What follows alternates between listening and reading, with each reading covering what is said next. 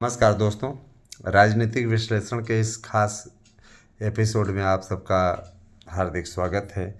जैसा कि आप इन दिनों राजनीतिक खबरों को बहुत ही सही तरीके से हमारे चैनल पर देख पा रहे हैं और आपका स्नेह भी मिलना आरंभ हो गया है और आने वाले समय में निश्चित रूप से आप लोगों के बीच में मैं सबसे शानदार रिपोर्टिंग इसके चैनल के माध्यम से करने की पूरी कोशिश करूंगा ईमानदारी से। तो मैं शुरू करता हूं आज की खास रिपोर्ट। दिल्ली में विधानसभा चुनाव नज़दीक हैं और किसी भी दिन तारीखों का ऐलान चुनाव आयोग कर सकता है। वोटर लिस्ट में पहले आरोप लगाया केजरीवाल ने कि वोटर लिस्ट में गड़बड़ी की जा रही है और हमारे वोटरों के नाम कटवाए जा रहे हैं। और अब मौलवियों के साथ साथ पुजारियों और जो पंथी हैं सिख धर्म के, उनको वेतन देने 18,000 प्रति माह का वेतन देने का ऐलान सरकार बनने की स्थिति में केजरीवाल कर रहे हैं। सबसे पहली बात है कि पैसा आएगा कहाँ से। एक बात, क्योंकि लोक लुभावन वादों पर अगर देखा जाए तो अरबों का खर्च आ रहा है। दिल्ली सरकार के बजट से ज़्यादा तो उन्होंने बांटने की घोषणा कर रखी है। कभी 2100 रुपये प्रत्येक महिलाओं को, तो बस फ्री, तो महिलाओं के लिए बस फ्री, तो बिजली फ्री, पानी फ्री। तो मतलब इनकम आने का कोई स्रोत है नहीं। और वही है कि आप लोगों ने ढपोर संघ की कहानी सुनी होगी। ढपोर संघ वाली कहानी वाली कहावत चरितार्थ कर रहे हैं, है ना।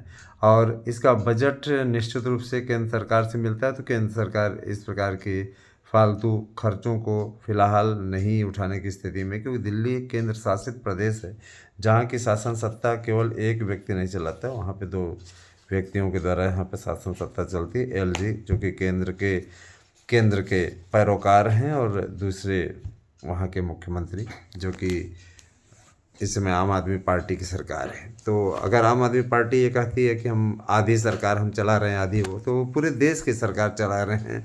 वो आधी नहीं है तो केवल दिल्ली की सरकार थोड़ी नहीं चला रहे हैं मोदी जी। जाहिर सी बात है कि मोदी जी पूरे देश की सरकार चला रहे हैं और उनकी सरकार को पलटने की भी साजिश मैंने आप लोगों को बताई थी कि हो रही है लगातार। कोई जदयू से संपर्क कर रहा है तो कोई नायडू से संपर्क कर रहा है, लेकिन इन दोनों ने 5 साल के लिए पूरा गठबंधन बनाया है और सीधे तौर पर उनका कहना है कि अब एनडीए छोड़ के कभी नहीं जाएंगे। जाहिर सी बात है कि एनडीए की सीटों की संख्या बढ़ाने का अभियान भी भारतीय जनता पार्टी के नेता, है ना, जो वरिष्ठ नेता हैं अमित शाह जी, उन्होंने बना लिया है। और उनकी भी रणनीति है कि विपक्षी दलों के जो सांसद आना चाहते हैं इधर आएँ अथवा इस्तीफा दे दें, जिससे वहीं पर उपचुनाव हो जाए और धीरे धीरे भारतीय जनता पार्टी अपने बल पे, है ना, बहुमत प्राप्त कर ले। जाहिर सी बात है कि देखिए लोकसभा में 10 सांसद 20 सांसद जो भी, है ना, विपक्षी दल ने काफ़ी हद तक स्थिति मजबूत की थी महाराष्ट्र में। आने वाले समय में वहाँ पे ज़्यादातर सांसद इस्तीफा देने की स्थिति में है। तो है ना, कहीं न कहीं भटकाव और हार की हताशा साफ झलक रही है। अरविंद केजरीवाल ने जो टारगेट पकड़ा हुआ है कि हम पैसा बांट करके फिर से सत्ता में आ जाएं, केजरीवाल की घबराहट इस बात का संकेत कर रही है कि निश्चित रूप से अब उनको हार का डर सता रहा है। तो ये अपने आप में मज़े की बात है कि हार का डर उनको सता रहा है। आने वाले समय में जो सर्वे हो रहे हैं वो यही बता रहे हैं कि भारतीय जनता पार्टी एक मजबूत स्थिति में है और कांग्रेस ने भी दम कर रखा है। दलितों का कुछ वोट खिसका और इधर क्या कहते हैं अल्पसंख्यकों का वोट कांग्रेस की ओर शिफ्ट हुआ। तो केजरीवाल को लेने के देने पड़ सकते हैं, क्योंकि केजरीवाल कहीं ना कहीं इस बार एंटी इनकम्बेंसी फैक्टर का सामना कर रहे हैं और इतना तगड़ा एंटी इनकम्बेंसी फैक्टर है। आप सोचिए कि 3-3 लोकसभा चुनावों से एक भी सीट न मिलना दिल्ली में, जहां उनके एक भी सांसद नहीं और 2012 से सत्ता में बने हुए हैं, है ना। जाहिर सी बात है कि उनके लिए बहुत विपरीत स्थितियाँ हैं, इसीलिए वो उल जुलूल बातें करके जनता का ध्यान भटकाने की कोशिश कर रहे हैं। कट्टर ईमानदार वाली जो छवि थी वो भी केजरीवाल की ध्वस्त होती दिख रही है। इस बीच मध्य प्रदेश, राजस्थान, है ना, और छत्तीसगढ़ में भारतीय जनता पार्टी वहाँ के मुख्यमंत्रियों को बदल सकती है, क्योंकि कहीं न कहीं असंतोष के स्वर उभरने लगे हैं। इनमें से एक राज्य उत्तराखंड भी है, लेकिन उत्तराखंड के मुख्यमंत्री ने इसे डैमेज कंट्रोल करते हुए संभाल लिया है पूरी तरीके से। लेकिन ये आने वाले समय में मध्य प्रदेश, राजस्थान और छत्तीसगढ़ के सीएम को बदला जा सकता है, ये तो एकदम तय हो गया है। क्योंकि ये लोग उस तरीके से कार्य नहीं कर पा रहे हैं जिस तरीके के कार्य करने की उम्मीद की जा रही थी। छत्तीसगढ़ में जहां रमन सिंह को फिर से मुख्यमंत्री की कुर्सी दी जा सकती है, वहीं मध्य प्रदेश में फिर से शिवराज सिंह चौहान पर विश्वास जताया जा सकता है।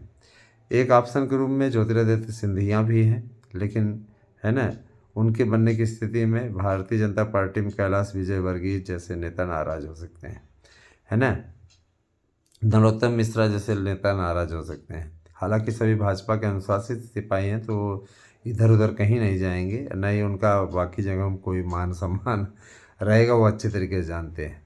इस बीच भारतीय जनता पार्टी ने ऐलान किया है कि नीतीश कुमार के नेतृत्व में ही हम बिहार विधानसभा चुनाव को लड़ेंगे, किसी प्रकार का कोई संशय नहीं है। अमित शाह जी ने स्पष्ट कर दिया है कि एनडीए में किसी प्रकार कोई टूट नहीं होगी और सरकार पूरे 5 साल चलेगी, इसमें कोई दिक्कत नहीं है। देखिए दोस्तों, जो भी आप लोगों को जैसे मान लीजिए जानकारी चाहिए होती है, तो आप हमारे शैक्षिक न्यूज़ पे भी ले सकते हैं और आप लोगों को हम इस बारे में भी जानकारी दे रहे हैं। मिल्कीपुर विधानसभा सीटों की बात करें तो मिल्कीपुर का जो उपचुनाव होने वाला है, उसके लिए काफ़ी घबराहट है, अवधेश प्रसाद के चेहरे पे साफ झलक रही है। इसीलिए वो अमित शाह के द्वारा अम्बेडकर के मुद्दे को उठा रहे हैं कि अमित शाह ने अम्बेडकर का अपमान किया। जनता भी जागरूक है, पूरे भाषण को देख करके वो समझ पा रही कि किसी प्रकार का कोई अपमान किसी का नहीं किया गया। और जो भी आरएसएस की विचारधारा से आता है, वो किसी भी व्यक्ति विशेष का अपमान नहीं करता है। जाहिर सी बात है कि आरएसएस की विचारधारा हिंदूवादी विचारधारा है और सनातन धर्म किसी भी प्रकार से किसी को भी किसी का अपमान करने की इजाज़त नहीं देता। कोई अच्छा किया हो या बुरा किया हो, बात की बात है। तो मैं फिर से वापस अपने टॉपिक पर लौटता हूँ, तो इतना जान लीजिए कि केजरीवाल की स्थिति बड़ी खस्ता है और आने वाले समय में केजरीवाल विधानसभा का चुनाव हार सकते हैं बुरी तरीके से। तो यही घबराहट है कि वो घोषणा कर रहे हैं, लेकिन उसको कोई भी लागू नहीं कर पा रहे हैं।